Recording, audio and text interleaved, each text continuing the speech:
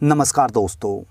समय के साथ लोगों को बेहतर करना चाहिए, बेहतर सोचना चाहिए और अपनी लाइफ को बेहतर बनाने का प्रयास करना चाहिए। लेकिन कुछ लोग इसका उल्टे चलते हैं। समय के साथ बेहतर होने की जगह बदतर होते जाते हैं। आज नींद से जागो की इस सीरीज में मैं जो कहानी लेकर आया हूँ वो अभी 7-8 दिन पुरानी है, यानी 6 अगस्त की यह घटना है। ये मामला है मध्य प्रदेश के छिंदवाड़ा का, जहां 3 लोगों ने कुएं में कूदकर आत्महत्या करने की कोशिश की, लेकिन लड़का तो बचकर बाहर आ गया, जबकि बाकी जो 2 औरतें थी वो डूबकर मर गई। अब आसपास में जो भी इस कहानी को सुन रहा है, सब जो है लड़के को धोखेबाज बता रहे हैं, क्योंकि जब तीनों ने सुसाइड का प्रयास किया तो लड़के का बचना सबको अखर रहा है। क्या है ये मामला और कौन थे ये लोग जो एक साथ मरने का फैसला ले बैठे, और मरने वाली 2 औरतों से इस लड़के का संबंध क्या था? इन सारे सवालों के जवाब दूंगा इस वीडियो में। कहानी मज़ेदार भी है और आपको सोचने पर मजबूर भी करेगी कि आखिर कुछ लोगों की अक्ल को हो क्या जाता है। मध्य प्रदेश में छिंदवाड़ा के लावा घोघारी में सोन पठार गांव में श्यावती नाम की एक महिला रहती है। घर में पति, जिसकी उम्र 30 साल है, सास ससुर और 2 बच्चे हैं। बच्चों की उम्र 7 और 8 साल है। श्यावती की उम्र भी लगभग 27 साल थी। श्यावती का पति गांव में ही खेती और मजदूरी करता है और परिवार का अच्छे से गुजारा भी हो रहा था। परिवार खुशी से अपना जीवन जी रहा था। श्यावती का पति जहां गांव का देसी आदमी था, वहीं श्यावती 12th क्लास पास थी और उसे सजने संवरने का भी शौक था। पति दिन में जब खेत पर या मजदूरी करने चला जाता था तो श्यावती भी घर के काम निपटाकर अपने आसपास के घरों में अपनी सहेलियों के पास चली जाती थी। ऐसे ही गांव में आते जाते समय एक लड़का हर रोज उसे देखने के बहाने रास्ते में खड़ा रहने लगा। लड़के का नाम था स्वामी और उसकी उम्र भी लगभग 24 साल थी। पहले तो श्यावती ने ध्यान नहीं दिया, लेकिन फिर कुछ समय के बाद उसे एहसास हुआ कि वो लड़का उसी को देखता है और उसी के लिए उसी के समय पर वहां पर आकर खड़ा होता है। श्यावती को अब पता चल चुका था कि लड़का उसी को देखता है, तो श्यावती को ये बातें अच्छी लग रही थी। अब वो हर रोज घर से अच्छे से तैयार होकर वहां से निकलने लगी और लड़का उसे देखता तो मन ही मन खुश होती। ऐसे ही कुछ दिन बीते तो श्यावती को लगा कि लड़का उससे बात करने से डर रहा है, इसलिए श्यावती ने खुद ही उससे बात करने की ठान ली। अगले दिन श्यावती जब वहां पहुंची तो उसने लड़के से उसका नाम पूछा, उससे बात की और सीधे सवाल किया कि अगर वो उससे दोस्ती करना चाहता है तो वो इसके लिए तैयार है। स्वामी नाम का लड़का तो पहले से ही तैयार बैठा था, बस बात कर नहीं पा रहा था, तो उसने भी जो है झट से हाँ बोल दी। दोनों ने एक दूसरे का नंबर लिया और अपने अपने घर आ गए। अगले दिन फ़ोन पर दोनों की बात हुई और श्यावती ने स्वामी को दिन में अपने घर के पीछे वाले गोदाम में मिलने को बुला लिया। दोनों जुनूनी आशिक थे और फ़ोन पर 2-2 घंटे रात को ख़राब नहीं करना चाहते थे, इसलिए सीधे गोदाम में मिलना तय कर लिया। श्यावती और स्वामी मिले तो जल्दी ही दोनों में अवैध संबंध बन गए। अब ये सिलसिला शुरू हो चुका था।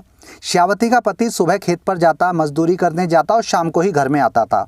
दिन में बच्चे स्कूल जाते थे और सास ससुर बूढ़े थे तो वो घर में रहते थे। जल्दी जल्दी अपना काम खत्म करती और श्यावती पड़ोसी के घर जाने के बहाने अपने पीछे के गोदाम में जाती और वहाँ वो स्वामी को बुला लेती थी। इनके अफेयर को लगभग 5 से 6 महीने हो गए थे और तभी एक दिन स्वामी को चोरी से गोदाम में आते हुए श्यावती की जेठानी ने देख लिया। जेठानी का नाम था सुशीला और उम्र थी लगभग 30 साल। सुशीला का पति जिले के बाहर रहकर मजदूरी करता था।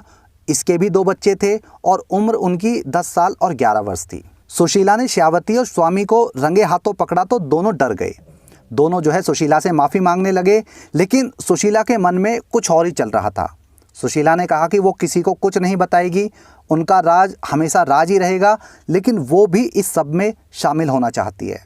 स्वामी को तो इसमें कोई दिक्कत थी ही नहीं, उसे तो एक के साथ में एक फ्री मिल रही थी और श्यावती के पास में भी इसके अलावा कोई और ऑप्शन नहीं था। वो उसकी मजबूरी थी हाँ बोलना। बस फिर क्या था, तीनों के बीच में संबंधों का ये गंदा खेल शुरू हो गया। श्यावती और सुशीला ही शादीशुदा नहीं थी, बल्कि खुद स्वामी खुद शादीशुदा था और उसका जो है एक 4 साल का बेटा भी था। इन तीनों का ये अवैध संबंधों का खेल 1 साल तक यूं ही चलता रहा। लेकिन कहते हैं कि गलत काम कितनी भी चालाकी से किया जाए, वो एक ना एक दिन पकड़ा ही जाता है और सबके सामने आ ही जाता है। एक दिन इन तीनों को सुशीला के घर में अय्याशी करते हुए खुद इन दोनों के जो सबसे छोटे देवर थे उन्होंने देख लिया, जो कि शादीशुदा था और घर में पड़ोस के घर में रहता था। उसने ये बात पहले श्यावती के पति को बताई, यानी अपने बड़े भाई को बताई। इसके बाद उसने दूसरे भाई को बताई जो बाहर रहकर मजदूरी करता था और सुशीला का पति था। उसे फ़ोन पर ये सारी बातें बता दी। सुशीला के पति ने फ़ोन पर ही सुशीला को धमकी दी और कहा कि वो 2-3 दिन में घर आके सबको सबक सिखाएगा।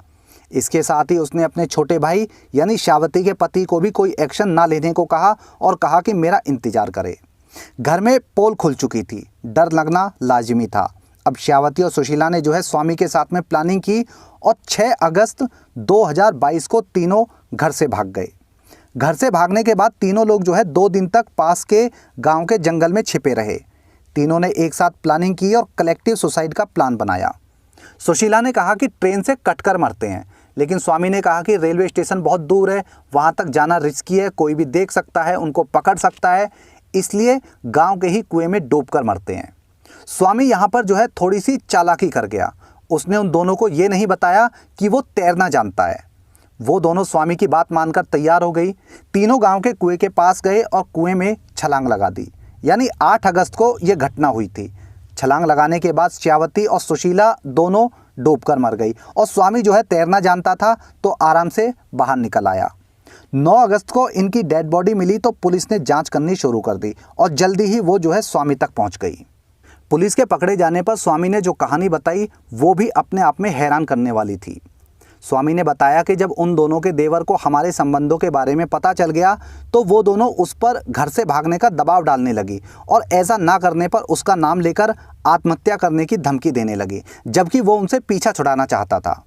इसके बाद वो उन दोनों को लेकर भागना उनकी मजबूरी हो गई, लेकिन वो किसी भी तरह से उनसे पीछा छुड़ाना चाहता था क्योंकि वो खुद शादीशुदा था और दोनों को जो है साथ में नहीं रख सकता था।